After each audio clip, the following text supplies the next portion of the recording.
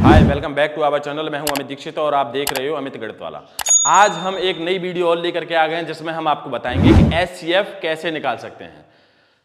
तो एचसीएफ हमने last video में प्राइम नंबरों से सीख लिया था। प्राइम नंबरों से हमें पता था कि प्राइम नंबरों से हम एचसीएफ कैसे निकाल सकते हैं, लेकिन आज हम उसी में सीखने वाले हैं कि डिवीजन मेथड से हम कैसे निकाल सकते हैं। मान लीजिए अगर आपके पास कोई संख्या है 240 एंड 58 एंड 24, इस तरीके से आपकी तीन संख्या दे रखी हो, तो उस कंडीशन में हो सकता है आपके पास दो संख्या भी दे रखी हो, जरूरी नहीं है कि तीन संख्या ही दे रखी हो।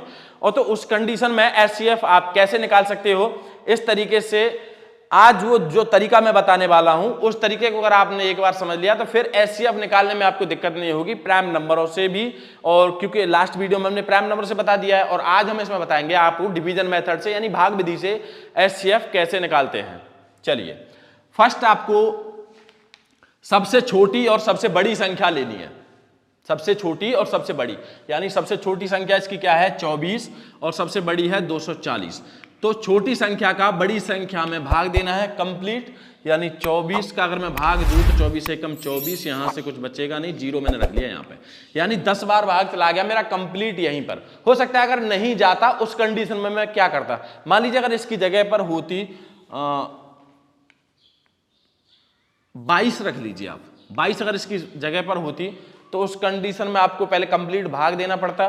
भाग देता तो 22 एकम 22, यहां से बच गया 2 और फिर बढ़ा लिया 0 और फिर यहां 0 बढ़ा दिया, यानी ये 10 बार तो चला गया लेकिन 20 मेरा यहां शेष बच गया।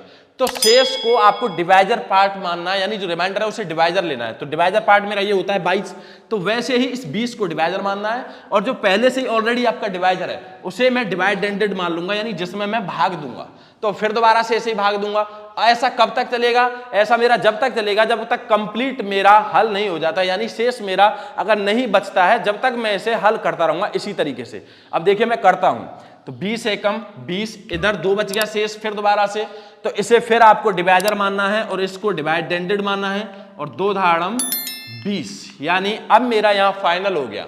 अब मुझे क्या करना है कि जो मेरा 2 बचा है और जो डिवाइजर पार्ट का होता है वो मेरा एचसीएफ होता है, यानी जिन दो संख्याओं का मासापा निकल के आया है अभी, इन दो का जो डिवाइजर पार्ट है, इन दोनों का जो लास्ट में डिवाइजर पार्ट मेरे पास है वो डिवाइजर पार्ट मेरा एचसीएफ है। अब इस जो डिवाइजर पार्ट मेरा दिया गया है इसका भाग जो मेरी बची हुई संख्या है उसमें देना है, यानी बची हुई संख्या क्या है मेरी 58 है।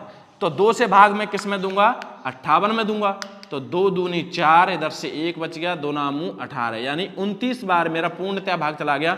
तो इधर का भी जो 2 डिवाइजर पार्ट में है ये मेरा एचसीएफ आएगा। किन्हीं भी संख्याओं का अगर मुझे एचसीएफ डिवीजन मेथड से निकालना हो तो इस तरीके से मैं निकाल सकता हूं। चलिए एक क्वेश्चन और मैं ले लेता हूं ताकि आपको बेटर समझ में आ जाए कि एचसीएफ डिवीजन मेथड से होता कैसे है, किस तरीके से हम फाइंड कर सकते हैं।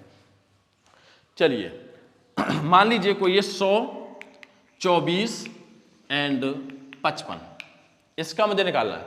तो सबसे पहले मुझे क्या करना है, सबसे बड़ी संख्या सबसे छोटी संख्या, ये दोनों संख्या मुझे लेनी है और सबसे छोटी संख्या का सबसे बड़ी संख्या में मुझे भाग देना है। मान लीजिए मेरे पास है 100 और 24, तो 24 का भाग मैं 100 में दूंगा, तो 24 एकम 24, 24 दूनी 48, 24 या 72, 24 चौका 96, तो 24 चौका 96, यानी इधर से 4 बच गया, ये शेष बच गया मेरा 4। लेकिन मुझे अच्छी तरीके से पता है कि शेष मुझे नहीं छोड़ना, तो उस कंडीशन में मैं क्या करूंगा कि 4 को डिवाइजर मानूंगा, 24 में भाग दे दूंगा, यानी 4 छंगे 24। अभी मेरा यहां फाइनल हो गया। तो डिवाइजर पार्ट वाला मेरा जो है वो 2 संख्याओं का मासापा निकल के आया है अभी, यानी 24 और 100 का मासापा 4 निकल के आया।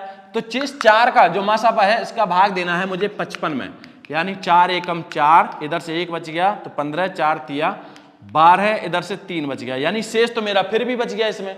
तो मुझे क्या करना है इसके लिए कि जो 3 बचा है इसको मैं डिवाइजर मानूंगा और डिवाइडेंडेड मानूंगा, जिससे मैं ऑलरेडी भाग दे रहा था, यानी जो डिवाइजर पार्ट था।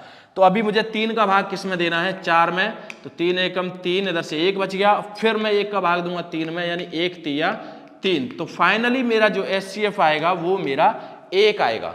क्यों? क्योंकि एक ही ऐसी संख्या है जो इनमें डिवाइड जाएगा, अन्यथा इसमें कोई सी भी ऐसी संख्या नहीं है जो इन तीनों में विभाजित हो जाए पूर्णतया। तो इस तरीके से मैं एचसीएफ निकाल सकता हूं डिवीजन मेथड से। और नेक्स्ट वीडियो में हम क्लास 7th के एक्सरसाइज 2.1 लेकर के आएंगे। तब तक के लिए मैं अमित दीक्षित आपसे विदा लेता हूं। Thank you so much.